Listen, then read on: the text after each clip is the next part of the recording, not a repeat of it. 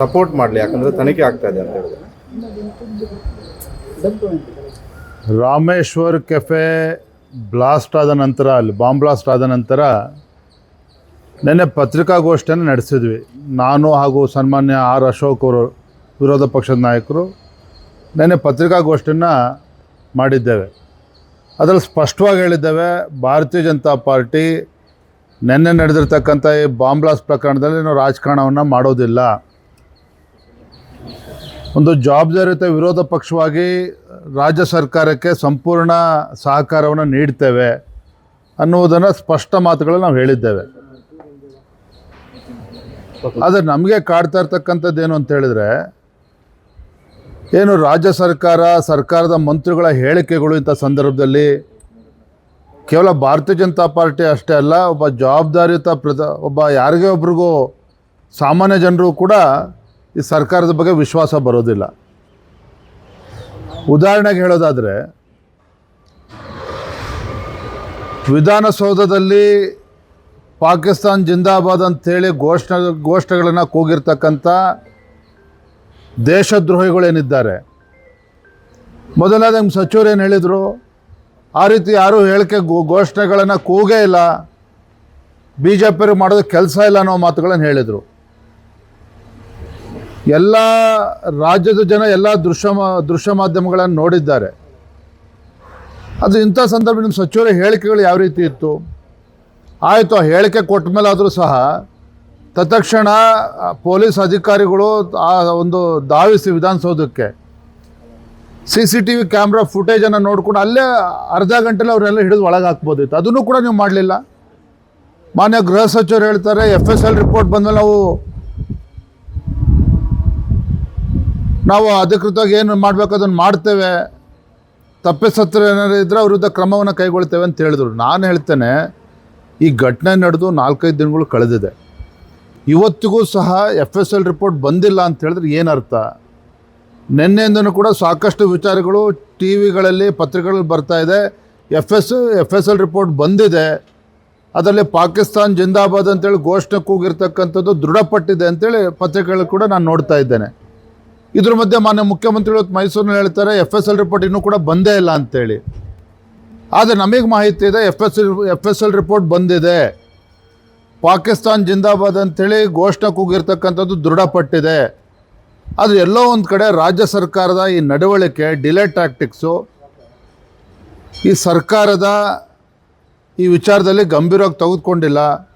ದೇಶದ್ರೋಹಿಗಳನ್ನು ರಕ್ಷಣೆ ಮಾಡ್ತಕ್ಕಂಥ ನಿಟ್ಟಿನಲ್ಲಿ FSL ರಿಪೋರ್ಟನ್ನು ಕೂಡ ಇನ್ನೊಂದು ಬೋಗಸ್ ರಿಪೋರ್ಟ್ ತಯಾರು ಮಾಡಿಸ್ತಾ ಇದ್ದಾರೆ ಅನ್ನೋ ಅನುಮಾನಗಳು ನಮಗೆ ಕಾಡ್ತಾ ಇದೆ. ಇದು it's not just a political statement. ನಾವೊಬ್ಬ ಜವಾಬ್ದಾರಿಯುತ ಒಂದು ರಾಷ್ಟ್ರೀಯ ಪಕ್ಷದ ರಾಜ್ಯದ ಅಧ್ಯಕ್ಷನಾಗಿ ಮಾತನ್ನು ಹೇಳ್ತಾ ಇದ್ದೇನೆ. FSL ರಿಪೋರ್ಟ್ ಬಂದಿದ್ದರೂ ಸಹ ಅದನ್ನು ಮುಚ್ಚಾಕಿ ಬೇರೆ ಒಂದು ಬೋಗಸ್ FSL ರಿಪೋರ್ಟ್ ತರ್ತಕ್ಕಂಥ ಪ್ರಯತ್ನ ರಾಜ್ಯ ಸರ್ಕಾರ ಮಾಡ್ತಾ ಇದೆ. ಇದು ಎಲ್ಲ ವಲಯಗಳು ಕೂಡ ಚರ್ಚೆ ಆಗ್ತಾ ಇದೆ. ಹಾಗಾಗಿ ನಿಮ್ಮ ಈ ನಡವಳಿಕೆ ಏನಿದೆ, ಈ ರಾಜ್ಯ ಸರ್ಕಾರದ ನಡವಳಿಕೆ, ಮಂತ್ರಿಗಳ ಹೇಳಿಕೆ, ಅದು ಬಾಂಬ್ ಬ್ಲಾಸ್ಟ್ ಪ್ರಕರಣ ಇರ್ಬೋದು, ರಾಮೇಶ್ವರ್ ಕೆಫೆನಲ್ಲಿ ಮೊನ್ನೆ ಪಾಕಿಸ್ತಾನ್ ಜಿಂದಾಬಾದ್ ವಿಚಾರದಲ್ಲಿರ್ಬೋದು, ಶಿವಮೊಗ್ಗದಲ್ಲಿ ನಡೆದಂಥ ಟಿಪ್ಪು ಜಯಂತಿ ಸಂದರ್ಭದಲ್ಲಿ ಅಲ್ಲಿ ಕೆಲವು ದೇಶದ್ರೋಹಿಗಳು ಒಂದು ಅಟ್ಟಹಾಸದಿಂದ ಏನು ಮೆರೆದ್ರು, ಮತ್ತು ಕುಕ್ಕರ್ ಬ್ಲಾಸ್ಟಲ್ಲಿ ಇವತ್ತೇನು ನಿಮ್ಮ ಇಂದಿನ DK ಶಿವಕುಮಾರ್ ಉಪಮುಖ್ಯಮಂತ್ರಿಗಳ ಹೇಳಿಕೆ ಅಂದರೆ ಅಮಾಯಕರು ರೀತಿ ಅಂತೇಳಿ ಬಿಂಬಿಸ್ತಕ್ಕಂಥ ಏನು ಕೆಲಸ ರಾಜ್ಯ ಸರ್ಕಾರದ ಮಂತ್ರಿಗಳ ನೇತೃತ್ವದಲ್ಲಿ ನಡೀತಾ ಇದೆ. ಎಲ್ಲೋ ಒಂದು ಕಡೆ ನಿಮ್ಮ ನಡವಳಿಕೆ ಈತಕ್ಕೂ ಕೂಡ ಧಕ್ಕೆ ತರ್ತಾ ಇದೆ. ಇವತ್ತು ರಾಜ್ಯದಲ್ಲಿ ಅಶಾಂತಿ ಕೂಡ ಮೂಡೋದಕ್ಕೆ ಕಾರಣ ಆಗ್ತದೆ. ಇದು ನಮ್ಮಲ್ಲಿರ್ತಕ್ಕಂಥ ಆತಂಕ, ಭಾರತೀಯ ಜನತಾ ಪಾರ್ಟಿಗೆ ಇರ್ತಕ್ಕಂಥ ಆತಂಕ ಅಷ್ಟೇ ಅಲ್ಲ, ರಾಜ್ಯದ ಜನರು ಕೂಡ ಆತಂಕ ಕಾಡ್ತಾ ಇದೆ. ಇದೇ ವಿಚಾರವಾಗಿ ಸದಾನಂದ ಕೂಡ ಒಂದು ಗಂಭೀರವಾದಂಥ ಮಾತನ್ನು ಹೇಳಿರ್ತಕ್ಕಂಥದ್ದು, ಆಡಳಿತ ಯಂತ್ರದಲ್ಲಿ ಇರೋರೇನೇನೆ ಇದಕ್ಕೆ ಎಲ್ಲೋ ಒಂದು ರೀತಿಯಲ್ಲಿ ವ್ಯವಸ್ಥಿತವಾಗಿ ಇಂದಿನಿಂದ ಪ್ರೇರಣೆ ನೀಡ್ತಾ ಇರ್ತಕ್ಕಂಥವ್ರು, ಜೊತೆಗೆ ಪೊಲೀಸರನ್ನ ಫ್ರೀ ಹ್ಯಾಂಡ್ ಆಗಿ ಬಿಡ್ತಾ ಇಲ್ಲ CM ಅವರು ಅಂತಕ್ಕಂಥ ಮಾತನ್ನು ಹೇಳಿದ್ದಾರೆ. ಪ್ರೇರಣೆ ಅನ್ನೋದಕ್ಕಿಂತ ಹೆಚ್ಚಾಗಿ ಇಂಥ ಘಟನೆಗಳನ್ನು ಎಷ್ಟು ಗಂಭೀರವಾಗಿ ರಾಜ್ಯ ಸರ್ಕಾರ ತೆಗೆದುಕೊಳ್ಬೇಕೋ, ಇಂಥ ಘಟನೆಗಳಲ್ಲಿ ಯಾವ ರೀತಿ ಪೊಲೀಸ್ ಅಧಿಕಾರಿಗಳು ಇನ್ನೂ ಹೆಚ್ಚು ಗಂಭೀರದಿಂದ ನಡ್ಕೋಬೇಕು, ಇದು ಯಾವುದೂ ಕೂಡ ಮೇಲ್ನೋಟಕ್ಕೆ ಕಾಣ್ತಾ ಇಲ್ಲ. ಸುಮ್ಮನೆ ಅಲ್ಲಿ ಹೋಗಿ ಘಟನೆ ಆದಾಗ ಅಲ್ಲಿ ಹೋಗಿ ಸ್ಪಾಟಿಗೆ ಹೋಗಿ ವಿಸಿಟ್ ಮಾಡ್ತಕ್ಕಂಥ ಇಷ್ಟಕ್ಕೆ ಸೀಮಿತ ಆಗಿದೆ ಹೊರತು, ನಾನು ಮತ್ತೆ ಅದಕ್ಕೆ ಬರ್ತೀನಿ, ಪಾಕಿಸ್ತಾನದಿಂದ ಇಷ್ಟು 5 ದಿನ ಬೇಕನ್ರಿ? ನಾಚಿಗೇಡಿನ ಸಂಗತಿ ಅಲ್ಲನ್ರಿ? ಒಬ್ಬ ರಾಜ್ಯ ಸರ್ಕಾರಕ್ಕೆ ವಿಧಾನಸೌಧದಲ್ಲಿ ಅದು ಹಾದಿಲಿ ಬಿದ್ದಲ್ಲ, ವಿಧಾನಸೌಧದ ಒಳಗಡೆ ಬಂದು ಪಾಕಿಸ್ತಾನ್ ಜಿಂದಾಬಾದ್ ಅಂತೇಳಿ ಘೋಷಣೆ ಕೂಗ್ತಕ್ಕಂಥ ದೇಶದ್ರೋಹಿಗಳನ್ನು ಬಂಧಿಸೋಕ್ಕೂ ಕೂಡ ಇನ್ನೂ ಮೀನಾಮೇಷ ಎಣಿಸ್ತೀರಿ ಅಂತ ಹೇಳಿದ್ರೆ, ಆಗ ನಿಮ್ಮ ಏನು ನಿಮ್ಮ ಮನಸ್ಸಿನಲ್ಲಿರ್ತಕ್ಕಂಥದ್ದು ಏನು ಹಾಗಾದರೆ ಅಲ್ಲ ಇಚ್ಛಾಶಕ್ತಿಯ ಕೊರತೆಯೋ ಅಥವಾ ದೇಶದ್ರೋಹಿಗಳನ್ನು ರಕ್ಷಣೆ ಮಾಡ್ತಕ್ಕಂಥ ಏನೋ ಅಲ್ಪಸಂಖ್ಯಾತರ ಭಾವನೆಗಳಿಗೆ ಧಕ್ಕೆ ಬರ್ತಾ ಅನ್ನತಕ್ಕಂಥ ನಿಮ್ಮ ಭಯ ಕಾಡ್ತಾ ಇದೆಯೋ ನಿಮಗೆ, ಅದನ್ನು ಸ್ಪಷ್ಟವಾಗಿ ಹೇಳಬೇಕು ಇವರು. ಸರ್, ಈಗ ಬಿಜೆಪಿ ಎರಡು ಪ್ರಕರಣಗಳಿಗೆ ಸಂಬಂಧಪಟ್ಟಂತೆ ಯಾರನ್ನ ಹೊಣೆ ಆಗ್ಲಿಲ್ವಾ, ಅವಾಗ ತುಷ್ಟೀಕರಣ ಕಾರಣ ಆಗ್ಲಿಲ್ವಾ ಅಂತ ಸಿಎಂ ಪ್ರಶ್ನೆ ಮಾಡಿದ್ರು. ನೋಡ್ರಿ, ಯಾವುದಕ್ಕೂ ಮೆಲ್ಕಾಗ್ತಕ್ಕಂಥ ಅವಶ್ಯಕತೆ ಇಲ್ಲ. ಮಾನ್ಯ ಮುಖ್ಯಮಂತ್ರಿಗಳಿಗೆ, ಗೌರವಾನ್ವಿತ ಮುಖ್ಯಮಂತ್ರಿಗಳಿಗೆ ನನ್ನ ಕಳಕಳಿಯ ಮನವಿ ಏನು ಅಂತ ಹೇಳಿದ್ರೆ, ಜೊತೆಲಿ ಆಗ್ರಹವನ್ನು ಕೂಡ ಮಾಡ್ತಕ್ಕಂಥದ್ದು, ಇಂಥ ಘಟನೆಗಳನ್ನು ಇನ್ನೂ ಹೆಚ್ಚು ಜವಾಬ್ದಾರಿಯುತವಾಗಿ ಸರ್ಕಾರ ನಡೆದುಕೊಳ್ಬೇಕಾಗತ್ತೆ. ನಿಮ್ಮ ಮಂತ್ರಿಗಳ ಒಂದು ಹೇಳಿಕೆಗಳೇನಿದೆಯಲ್ಲ, ಬೇಜವಾಬ್ದಾರಿ ಹೇಳಿಕೆಗಳು, ಅದು ಕೊಡದೇ ಫಸ್ಟು ನಿಲ್ಲಿಸಿ. ಅದನ್ನು ಮನಸೋ ಇಚ್ಛೋ ಮಂತ್ರಿಗಳು ಹೇಳಿಕೆನ ಕೊಡ್ತಾರೆ, ಏನೋ ಆಗೇ ಇಲ್ಲ ಅನ್ನೋ ರೀತಿಯಲ್ಲಿ ಹೇಳಿಕೆ ಕೊಡ್ತಾರೆ.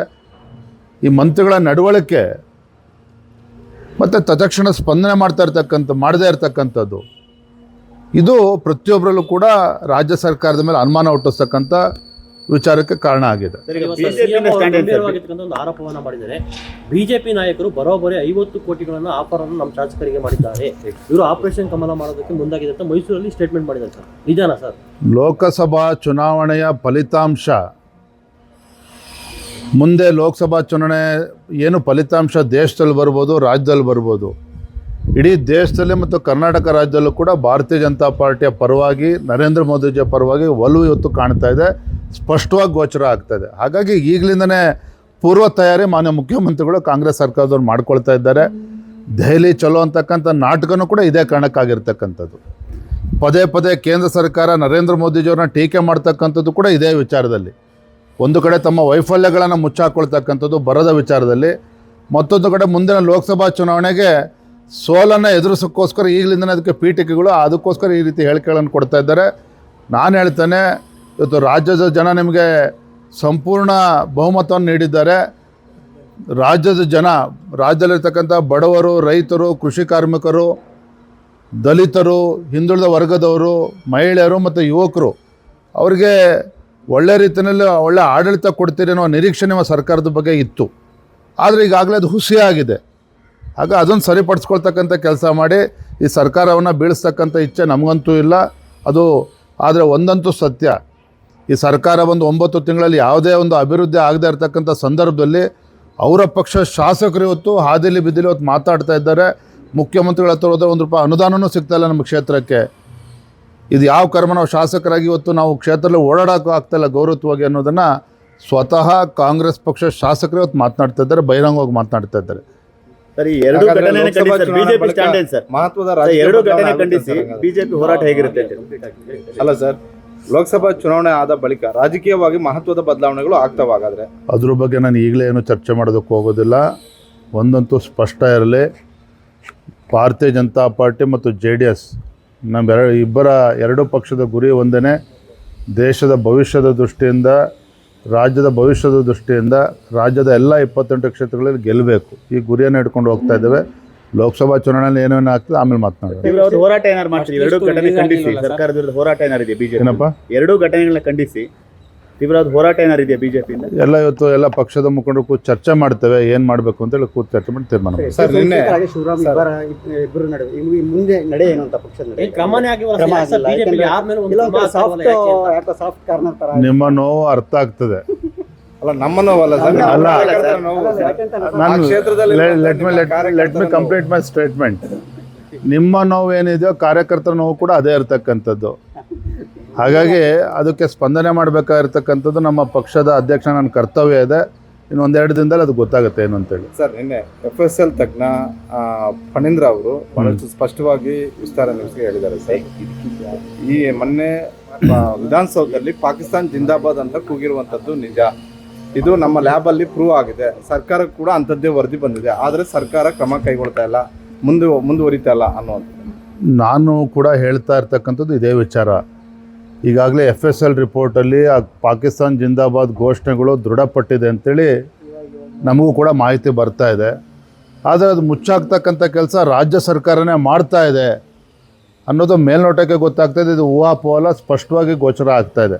ಹಾಗಾಗಿ ನಾವು ಒತ್ತಾಯ ಮಾಡ್ತಾ ಇರ್ತಕ್ಕಂಥದ್ದು, ಆಗ್ರಹ ಮಾಡ್ತಾ ಇರ್ತಕ್ಕಂಥದ್ದು, ಈ ಸರ್ಕಾರದ ಬೇಜವಾಬ್ದಾರಿಯ ನಡವಳಿಕೆ ಇವತ್ತು ರಾಜ್ಯದ ಸುರಕ್ಷತೆ ಗಂಡಾಂತರವನ್ನು ತಂದಿಡ್ತಾ ಇದೆ. ಹಾಗಾಗಿ ಈಗಲಾದರೂ ಕೂಡ ಎಚ್ಚೆತ್ತುಕೊಂಡು FSL ರಿಪೋರ್ಟನ್ನು ಬಹಿರಂಗಪಡಿಸಿ ರಾಜ್ಯದ ಜನರಿಗೆ ಒಂದು ಧೈರ್ಯ ತುಂಬತಕ್ಕಂಥ ಕೆಲಸ ಮಾನ್ಯ ಮುಖ್ಯಮಂತ್ರಿಗಳು ಮಾಡಬೇಕು ಅನ್ನುವ ಆಗ್ರಹವನ್ನು ನಾನು ಈ ಸಂದರ್ಭದಲ್ಲಿ ಮಾಡ್ತಾ ಇದ್ದೇನೆ.